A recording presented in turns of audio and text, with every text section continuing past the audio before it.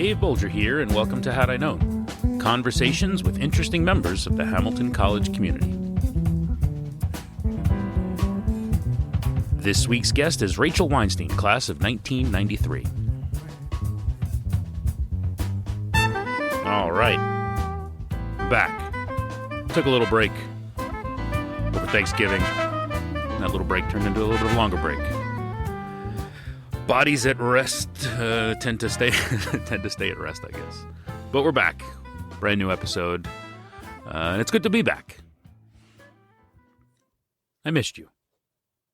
Hopefully you've been well since the last time we spoke. Seems like maybe you had a chance to catch up on some old episodes. I can see from the data, people are still listening, checking out some of those older episodes. So good. I'm glad. And no surprise, everyone's checking out my conversation with Marge. That one's gotten a great response, as expected. She is well loved, and that love came flooding in over emails and messages on social media, which was great to see.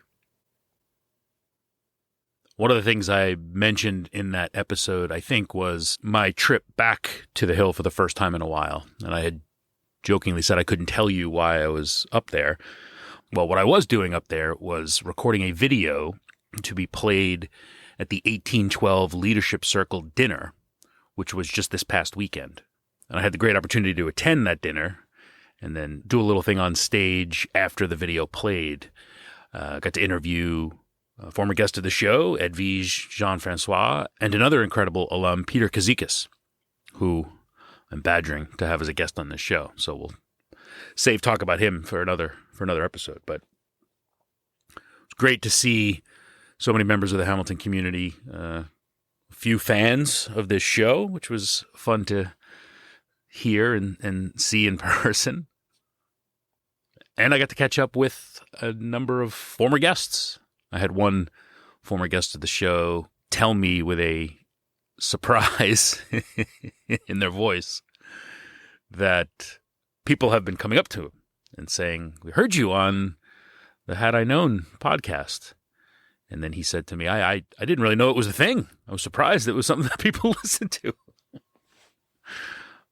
I didn't know either. I told him I was surprised too. But it was great to connect with and meet some pretty great members of the Hamilton community. It was a great event, and the crew that works at the college that put that event on should be celebrated, should be promoted, should be rewarded with raises, and certainly should be commended for an incredible job. They should be proud of themselves for what they did, and it's clear the amount of work and passion and love that went into putting on that event. It was impressive from every step of the way. So kudos to the crew at Hamilton who put on that event, and thank you for including me. I had a lot of fun. And this week's guest, Rachel Weinstein, was also a part of the 1812 Leadership Weekend. She gave a talk along with a few other alums on the state of entertainment and sports and live events in the age of COVID. I unfortunately couldn't stick around to see it, so I missed it. But I was happy to be able to get to talk to her in the weeks leading up to this event. We've had Emmys on this show, we've had Pulitzers on the show, and now we're adding Tonys to the show. Rachel is a Tony Award-winning Broadway producer, and I was thrilled to get to talk to her about the inner workings of Broadway. She won that Tony as part of the producing team on Dear Evan Hansen, a little show you may have heard of. Her credits include producing Jagged Little Pill, the musical, set to Alanis Morissette's music. Those alums who are around my time at Hamilton will remember that her music was somewhat omnipresent on campus. Her latest production, the Lehman Trilogy, is out now, and we talk about it quite a bit in this conversation. It tells the story of the rise and fall of the Lehman Brothers institution, and it's getting rave reviews. The New York Times calls it a vividly human tale and a captivating production. and it raves about the performances of its three actors. Well, I've certainly seen my share of Broadway shows. I knew little to nothing about the inner workings behind the scenes, so it was fascinating to hear about that side of it from Rachel. So let's go learn a little bit about how Broadway shows get made from a Tony Award-winning producer. Here's my conversation with Rachel Weinstein, class of 1993. You know, and I had a prop I was going to start this with, which was a Lehman Brothers mug that I dug out of the closet just for you. My wife worked at Lehman Brothers. She did. She was did. There yeah. at the end, at the 2008. No. She left not long after 9/11. No, excuse me. She left shortly before 9/11, I should say. Okay. So I was one of the things I was curious about is there's the now famous clip of Lin-Manuel Miranda introducing Hamilton at the White House Poetry Slam and getting laughed at. People couldn't see the vision of a Broadway show about Alexander Hamilton. So, is this the next step in the grand story of the brothers Lehman?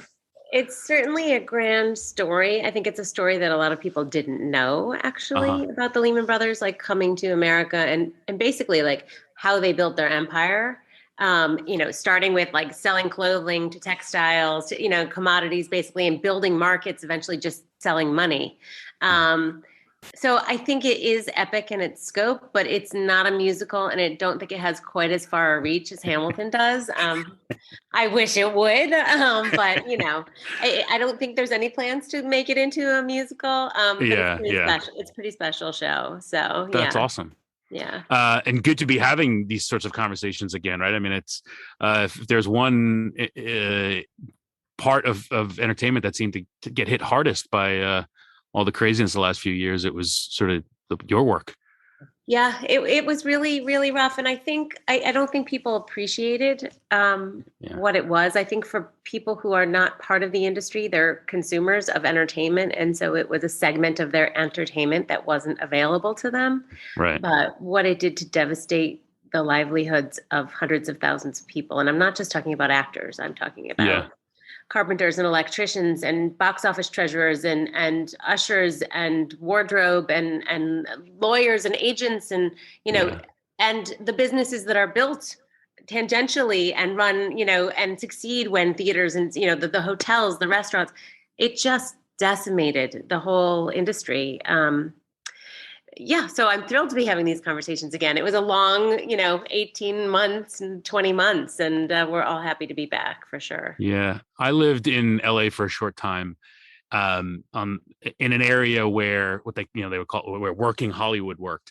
And I certainly didn't appreciate it. I thought of entertainment as just that, as just the actors, the people you see on screen, and didn't appreciate the people who I lived amongst, who were exactly as you said, the people who made the engine go.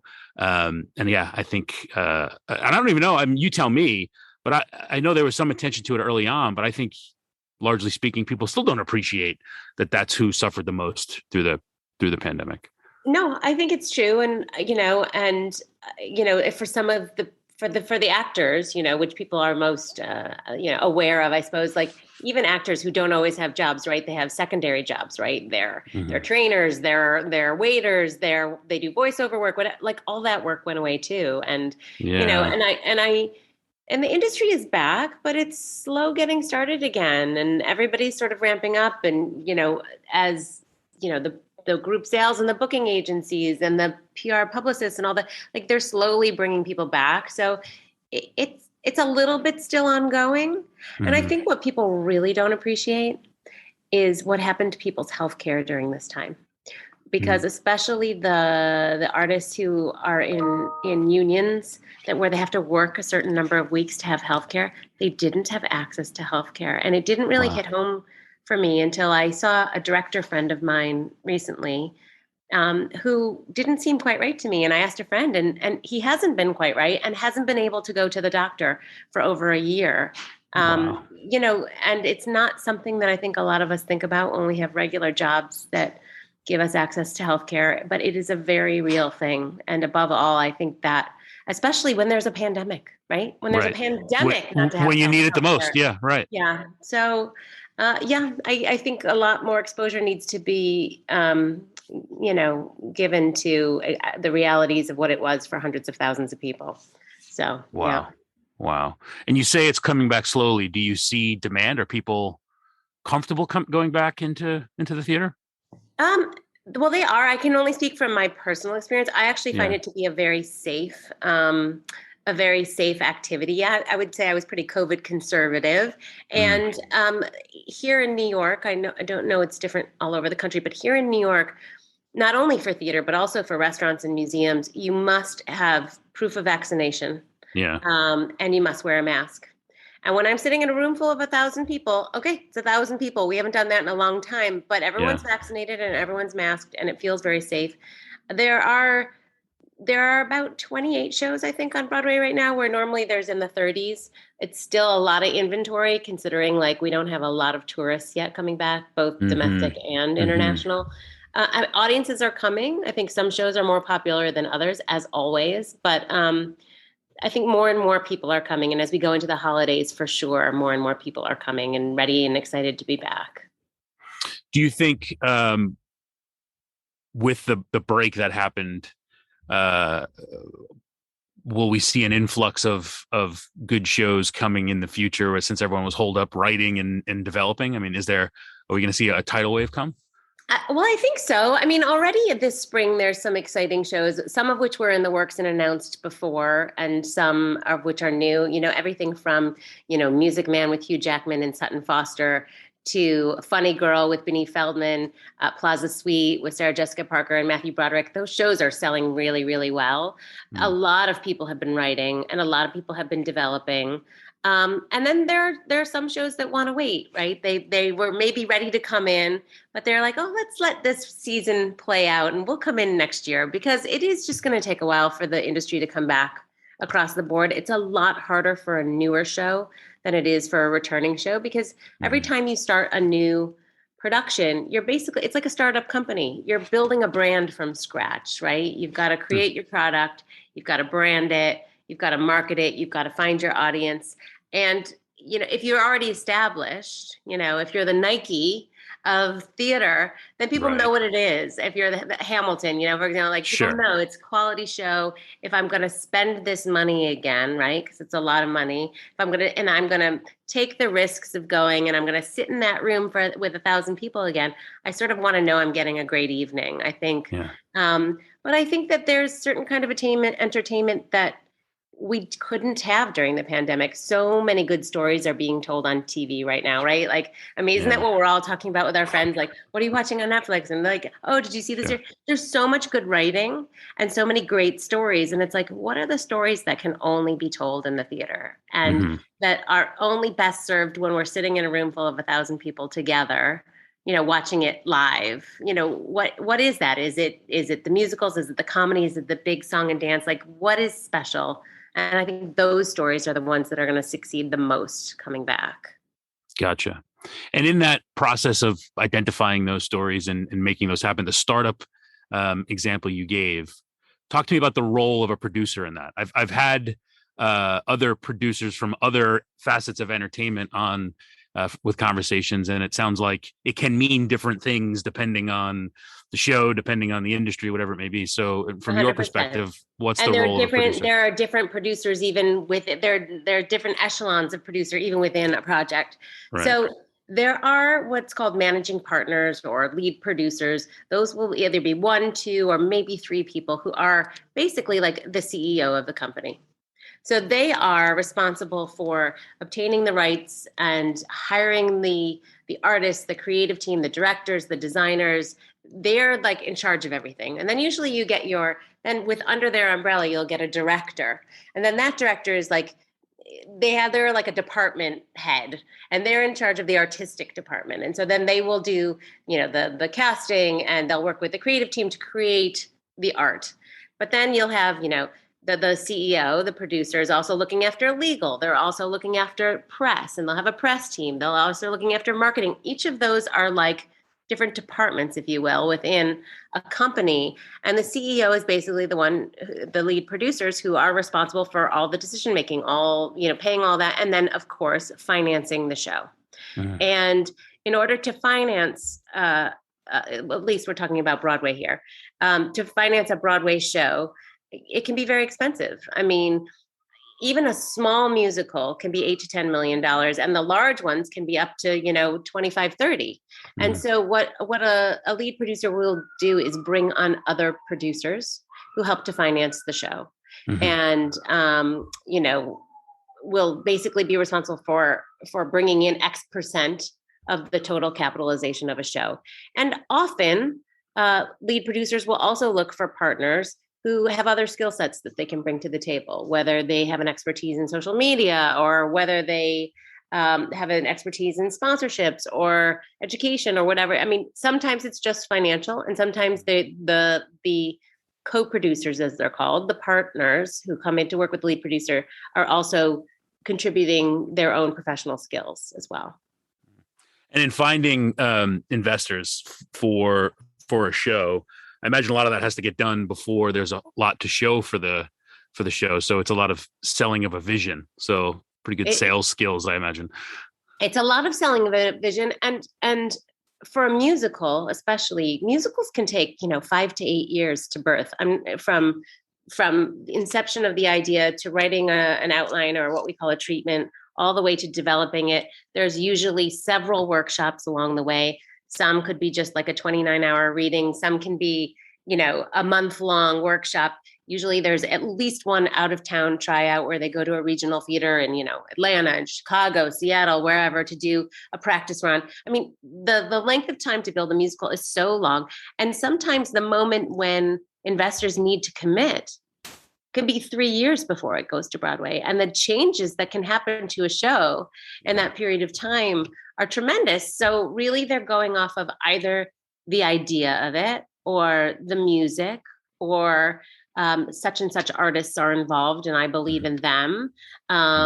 So, people who invested in Hamilton did it very early, but they believed in Lin-Manuel Miranda. They saw a little bit of a glimpse at a workshop.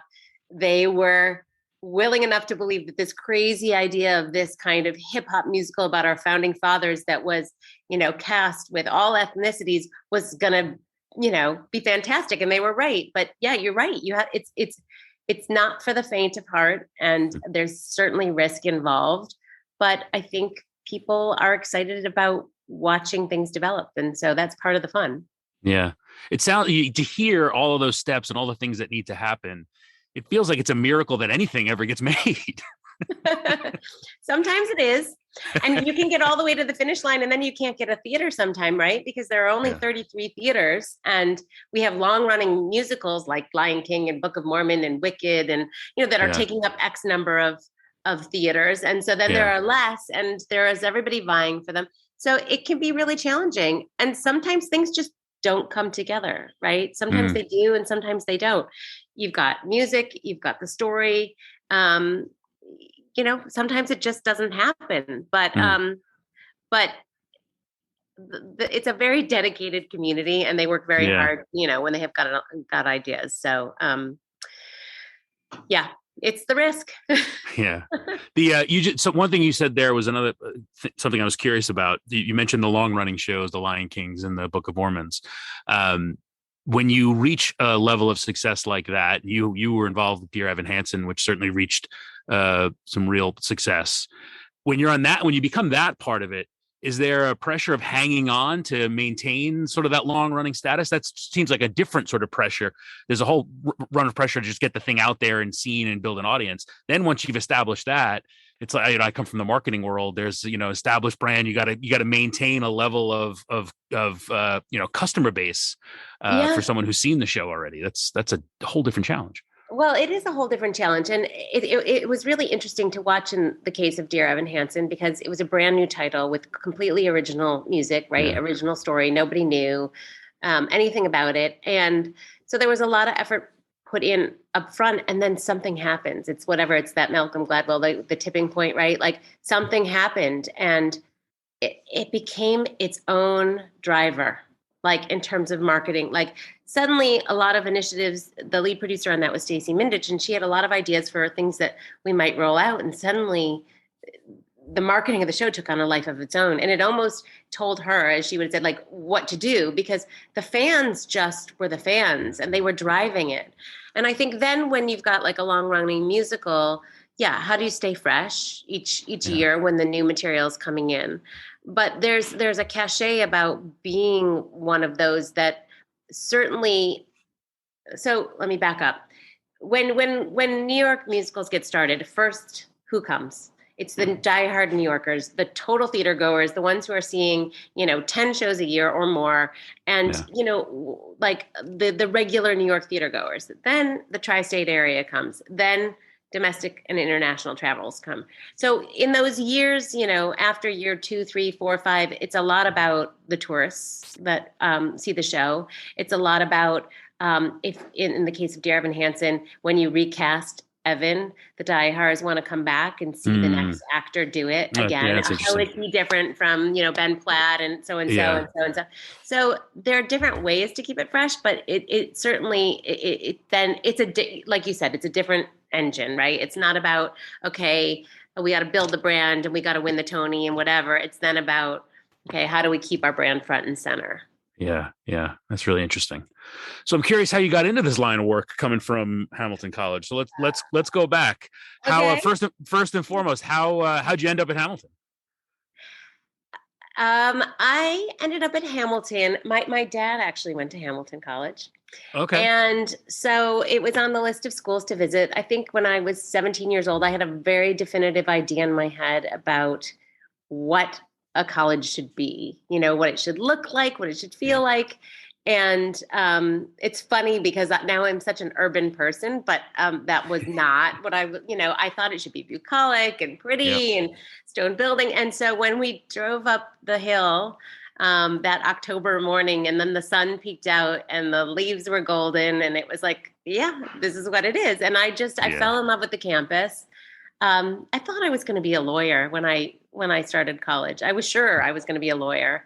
I really like the humanities. I like to write, and I felt at home at Hamilton. And so I was accepted and decided to go, and it was great. And I think it was my first semester that I just thought for fun, because I had always done theater in high school, I would take an acting course, sort of in addition to everything else I was doing. And it was fun and I really enjoyed it. And then second semester came around and I was like, okay, you got to get serious now, like sign up for those international relations courses and whatever else. And I had 4 courses and it was that first week and I'm like, oh my God, I miss it. And I went and I added a 5th class and it continued to happen semester after semester.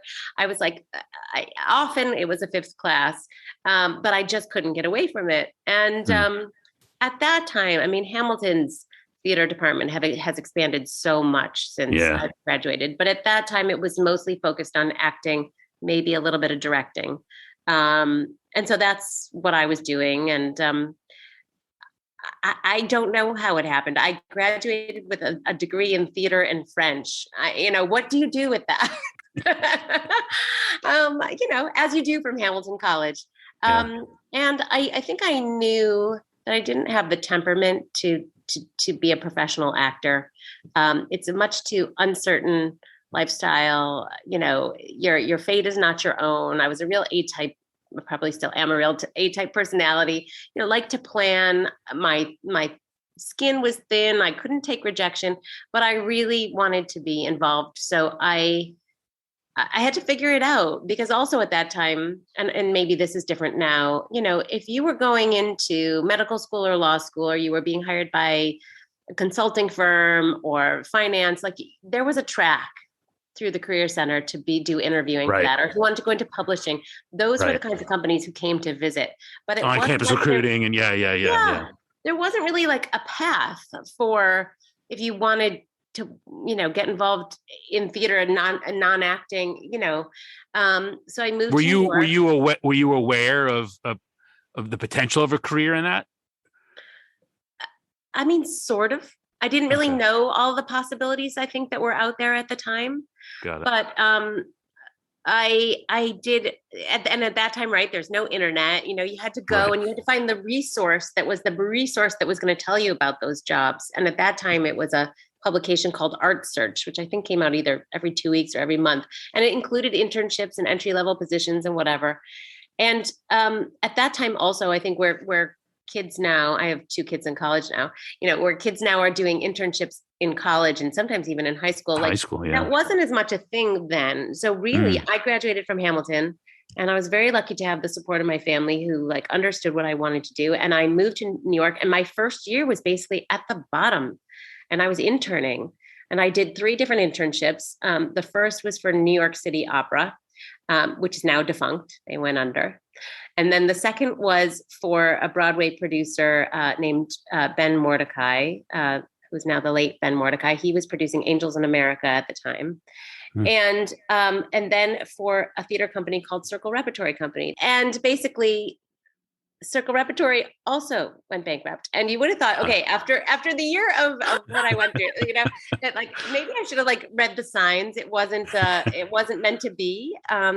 But I then I was hired by Roundabout Theater Company to do fundraising, largely to plan their special events and look after their major individual donors. And I actually loved it. And it's not something that you think of when you're, 8 years old. Oh, I want to be a fundraiser when I grow up. But there was something about activating people's passions around art such that they were willing to give you money to make that art. That was just like, I don't know. I just loved it. And I think I had an aptitude for it. And it kind of like the rest is history. I spent 2.5 decades working in not-for-profit theater.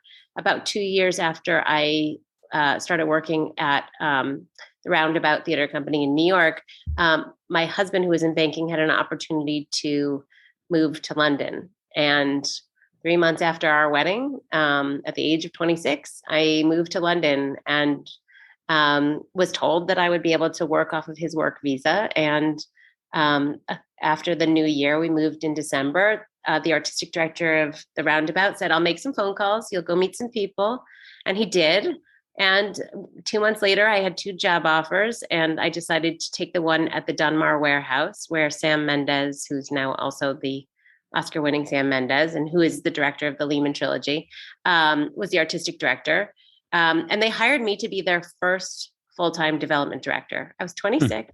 I'd moved to London without a Rolodex, but they believed in my ability, and I was there for 6.5 years. And Wow. it was a great chapter. It was a great Wow. chapter. How does the London scene compare to the New York scene? I know there's a thriving theater scene there. What's different about them?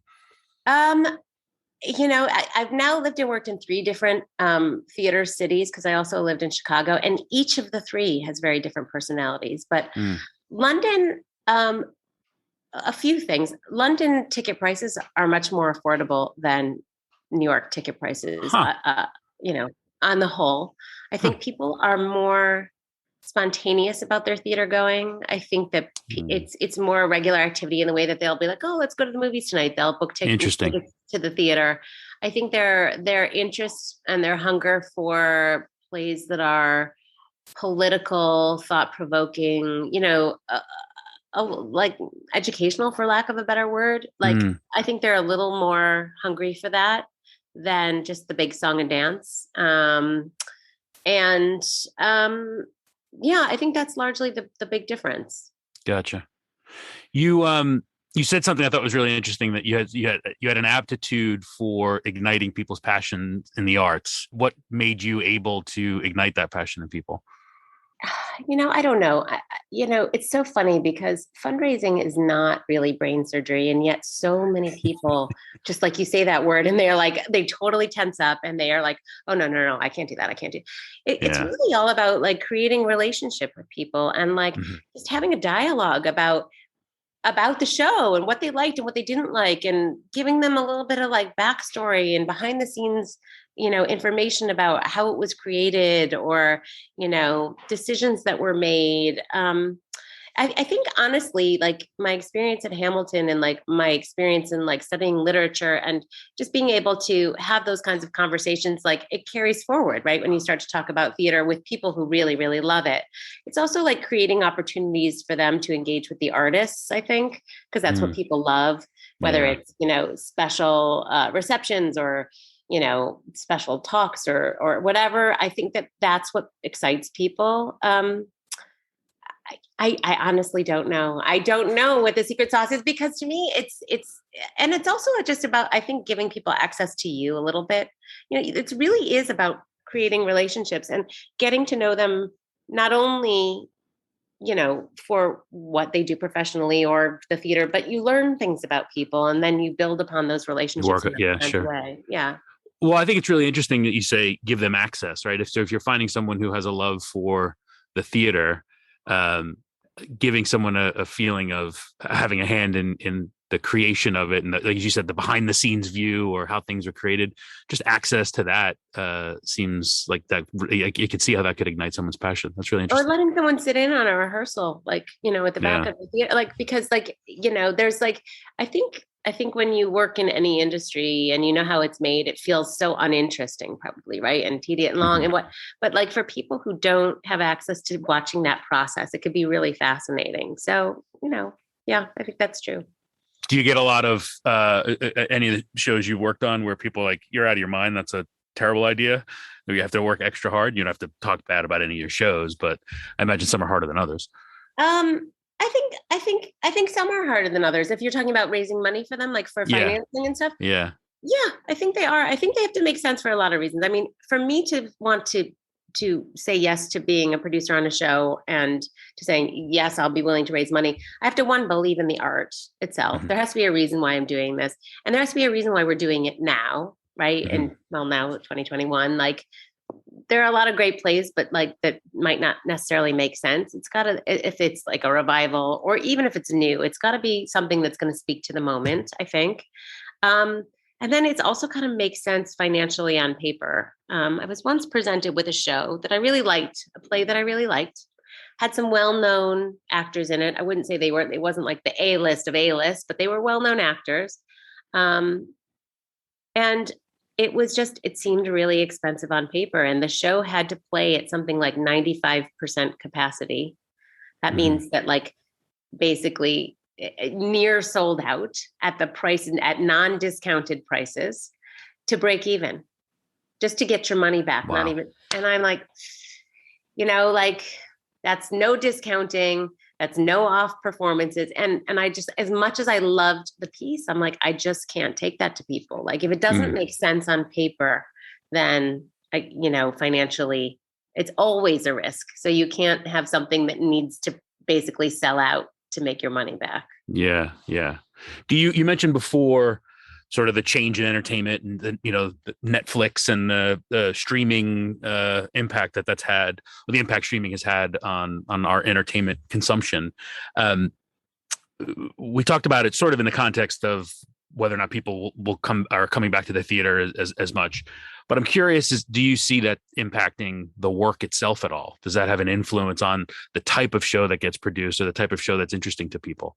I had Michael Breslin on, who's a Hamilton grad, who's been doing a lot of work in theater, and a lot of that work is sort of mixing of media between sort of digital and stage. I'm curious if you think that that's a trend, or is there sort of the classic theater will carry on? Um, no, I mean, I think theater has evolved. I think, Mm. I just taking Sam Mendes as a perfect example. Sam Mendes, who, gosh, how many years, almost 20 years ago, did the production of Cabaret with Alan Cumming that was here in New York, that was such a big success. And he had been a theater director. And then he went off to make his first film, American Beauty, and has now made several films since, including James Bond and Revolutionary Road and so many films. Um, and to watch the evolution of his stage work now that he has had so much experience in film. You go to the Lehman trilogy and the set is unbelievable. It's this big huge clear cube with a big projection screen behind it, and so it's got movement in a way that's different, and it's got projection in a way that is sort of filmic. So I think that there's a lot more crossover, a lot of playwrights are now writing for television. So I think the way that dialogue is evolving, I think the way that television is evolving, because we have Sure. playwrights writing dialogue. Also, it's both ways. I think that's why I think TV is getting so much smarter, and dialogue also, because when you have a streaming, you have shows that are streaming, without commercial interruption. You're not having to like put these buttons on every 12 minutes. You're allowed to tell a story over, whether it's 42 minutes or an hour and 4 minutes, but like a continuous story, which is so much like what plays are and playwriting is. That I think I think that's why television's getting better as well, because our playwrights are going that way. And I think it's giving opportunities for artists to see themselves working in lots of different mediums, right? Yeah. There are actors who never would have thought that they would have done television because they were movie stars, and now they're doing television, and also they want to do theater. So it's kind of just like, it's broken down the barriers between the industries, I think. And I think it's making all of them better. It's bringing all of the artistry from each of them is cross-pollinating all of the others. You know what I mean? Yeah, and makes for better work across the board. Yeah. For sure. Does that hold true for producers as well? Do you see yourself mixing across media? You know what?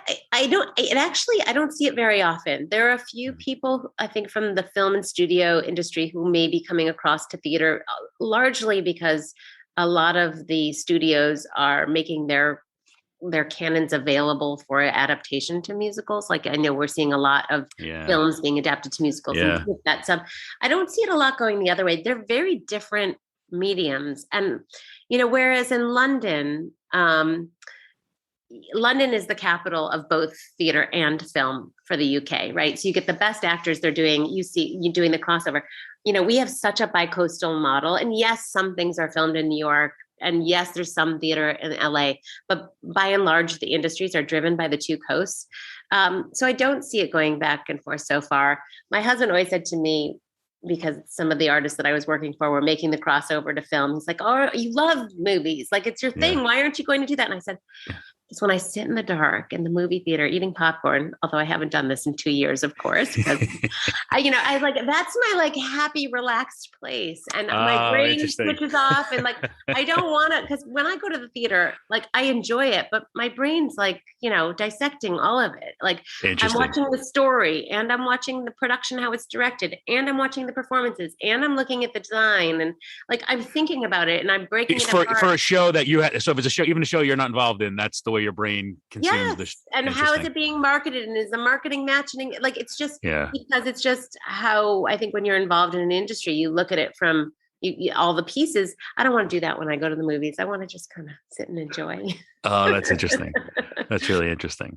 You mentioned the theater community being very tight knit, and I certainly have seen that just as a fan, as a consumer. But what you talked about, you go to a Broadway show, and you're watching it. That's the competition you're looking at. So you're almost breaking it down like a competitive analysis. Where does the tight knit community, everyone's friends, end and the competition begin? Like, how does that work? Yeah. I mean, you got to play nice in the sandbox, because it is a small community, but it's competitive, right? If you can make it there, you can make it anywhere. That's what they say about New York. Well, I think they were also talking about the theater industry, and it is competitive, and the competition shifts year on year, right? Because in one year, your ex-producer is your competitor, but then the next year they might be your collaborator, right? Because you might be on the same show. So I think people behave. I think Broadway succeeding is Broadway succeeding, like a success for one. It's not always a success for all, but success breeds success. It's hard. Before the pandemic, I went to a musical with my family. I'm not going to say which one. And I had skin in the game that year because Jagged Little Pill was up for, a consideration for a Tony. And I went to see this musical, and I'm sitting there and I'm seething because it was so good. And I was like, I should just be sitting here with my daughter and my husband enjoying this, because this is great and it's so fun. And I actually love it. And I was like, so good. Gosh darn, because it's competitive. Very funny. So, yeah. Well, having gone to Hamilton in the mid to late 90s, Alanis Morissette's music was all over campus. So it was funny to see that, come back in a really interesting way on Broadway. Yeah, and I think what's most special about Jagged Little Pill, her music is certainly iconic. And, even my kids, when they were like in elementary school, I don't know how we must have been playing that CD, really dating myself. But like, even my kids knew one hand in my pocket, like she was probably 4 or 5 at the time, and she knew the lyrics, my daughter. So it's iconic, the music, but what's really special about the musical is that Diablo Cody, who wrote the book, she won the Tony for it, and she's an Oscar-winning screenwriter as well. She's crafted a beautiful, contemporary, original story that is so relatable for so many families, and covers so much ground in terms of like present day issues, whether it's drug addiction, consent, identity, the need to be perfect that our teenagers are feeling. Like, it's all in there, and it's a beautiful, accessible story that she's found in all of Alanis Morissette's lyrics and music, and she's pulled it out and created this beautiful story. So it's pretty amazing. You mentioned before how the theater program at Hamilton has expanded, and I just went back to campus for the first time in like 15 years and saw that new facility, and it's incredible, and there's countless theaters, and I mean it's amazing. So clearly the students are more involved in the space than they were before. Given who you are and the success you've had, are they pounding down your door for those internships we talked about? Well, I do try and make myself available to students, because there weren't really so many people for me when I was coming to New York. And so whether it's just like sitting down and having coffee with them and hearing about what they want to do and giving them ideas about where to look for it, I'm a pretty a small shop. I do producing, and I do some consulting, educational consulting for Broadway, but I don't really have like a big office that I can offer a lot of internship opportunities, but I do really want to try and point them in the right directions, or hear what they're thinking, whether it's school or whether it's other theater companies, or connect them with people that I know or opportunities that I know. I mean, it's an incredible building. I was back for the opening of the new center, and I was like, oh, how I would have wished. You would have killed for that, right? Yeah. Yeah, it was great. It was great. Yeah. And I'm glad that it means that our arts programming, not only theater, but all of it, is expanding, because it was always quality. The quality was always there. But now that the facilities match, what the teaching always was. What is your advice for students looking to get into your line of work? Producing, you mean? Yeah. Just get your foot in the door, and even if it's at the bottom, because I mean, going back to the fact that it's such a small, tight-knit community, you just need the first opportunity. And even if it involves work that you would rather not be doing some of the time, do it fast, do it well, and ask for more. Like, I think that we're still an industry that's a lot about paying dues. And I recognize that this generation is a little less interested in that. And I get it.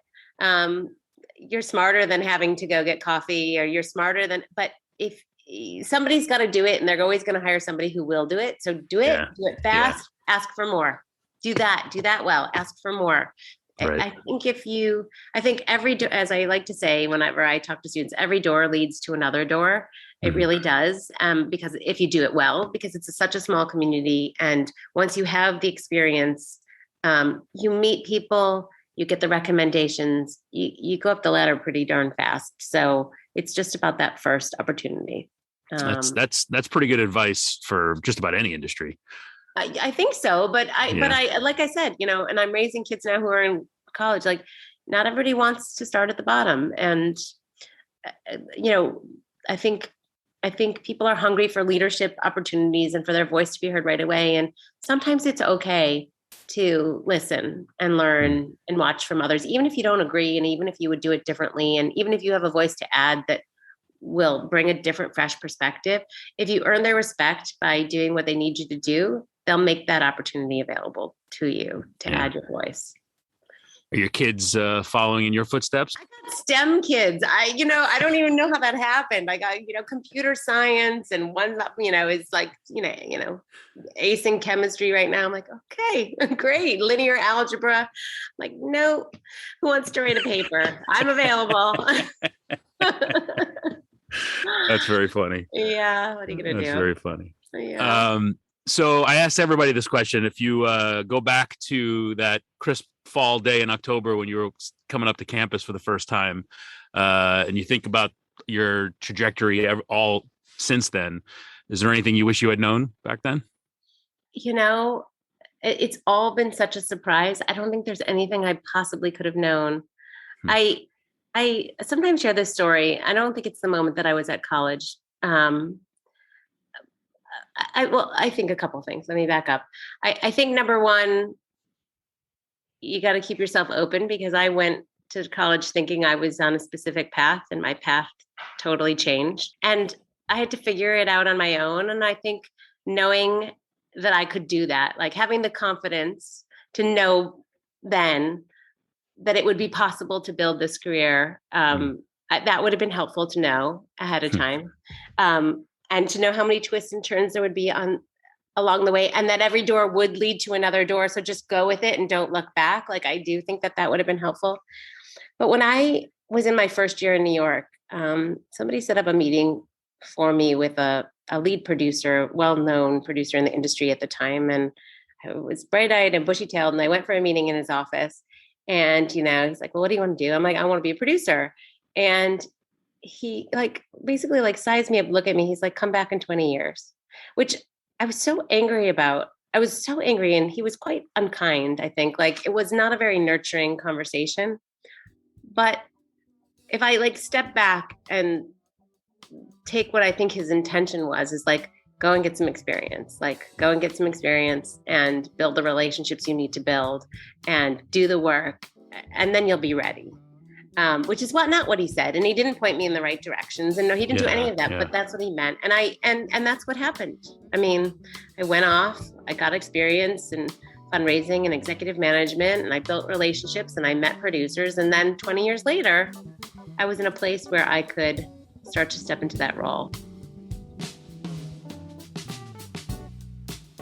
All right. That's Rachel Weinstein, class of 93. It was funny to hear her talk about seeing other shows and while appreciating how good they were, getting annoyed. I always wonder about that. This community that seems to be so collaborative and work together, yet of course they're competitive. Of course. I appreciated that moment of honesty. That was fun. Great. Really enjoyed talking to Rachel.